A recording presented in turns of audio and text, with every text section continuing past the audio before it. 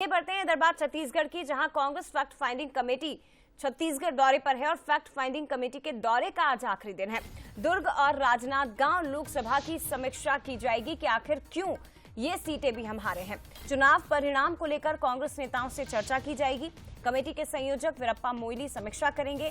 रायपुर, बिलासपुर, बस्तर और कांकेर की तो समीक्षा हो चुकी है। अलग अलग मुद्दों पर तकरार भी देखने को मिली। आगामी चुनाव के मद्देनजर चुनावी रणनीति भी तैयार की जा रही है।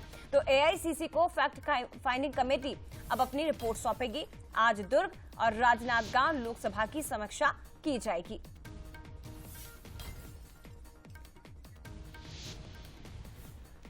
टिकेश वर्मा हमारे साथ इस वक्त लाइव जुड़ गए हैं। टिकेश, क्या कुछ जानकारी, आज आखिरी दिन है फैक्ट फाइंडिंग कमेटी का, दुर्ग और राजनांदगांव लोकसभा में हार क्यों हुई, इसकी वजह को खंगाला जाएगा?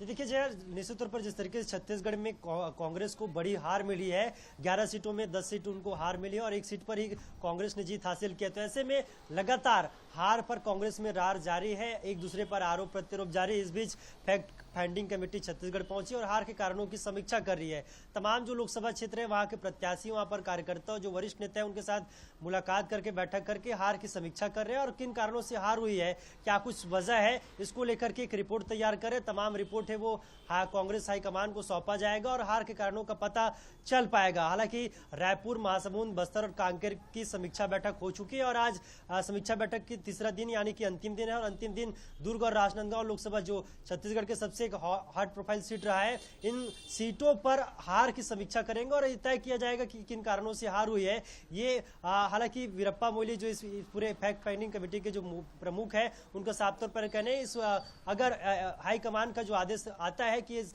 हार की समीक्षा को जो रिपोर्ट अगर सार्वजनिक किया जाना चाहिए तो सार्वजनिक भी किया जाएगा। लेकिन सबसे बड़ी बात यह है कि कांग्रेस की हार पर लगातार मंथन जारी है, क्योंकि सामने नगरीय निकाय चुनाव है, तो हार कारणों का पता लगाकर आगामी चुनाव पर किसी तरह से प्रभाव ना पड़े, क्योंकि प्रत्याशियों का साफ तौर पर यह गुस्सा फूटा है बैठक में कि जो कार्यकर्ता है या फिर नेता है वो कहीं ना कहीं गुटबाजी का शिकार हुए हैं, उनके सपोर्ट में किसी तरीके से समर्थन नहीं मिला है। तो ऐसे में प्रत्याशी इस पूरे समीक्षा बैठक में खफा नजर आए, उनका गुस्सा साफ तौर फूटा, चाहे वो पूर्व मंत्री कवासी लखमा और प्रत्याशी कवासी लखमा, उनका भी गुस्सा फूटा है। रायपुर से जो प्रत्याशी, उनका भी गुस्सा फूटा है। तो तमाम जो बिल्कुल और देखना ये भी होगा टिकेश कि क्या दुर्ग और राजनांदगांव में भी गुटबाजी ही एक बड़ा कारण रही जिसके कारण कांग्रेस को हार का सामना करना पड़ा, या ये कहे कि यहाँ कोई और अन्य वजह निकलकर सामने आती है। फिलहाल शुक्रिया आपका, लेकिन अपडेट आपसे लगातार इस बड़ी खबर पर लेते रहेंगे। इसी बीच आगे बढ़ते हुए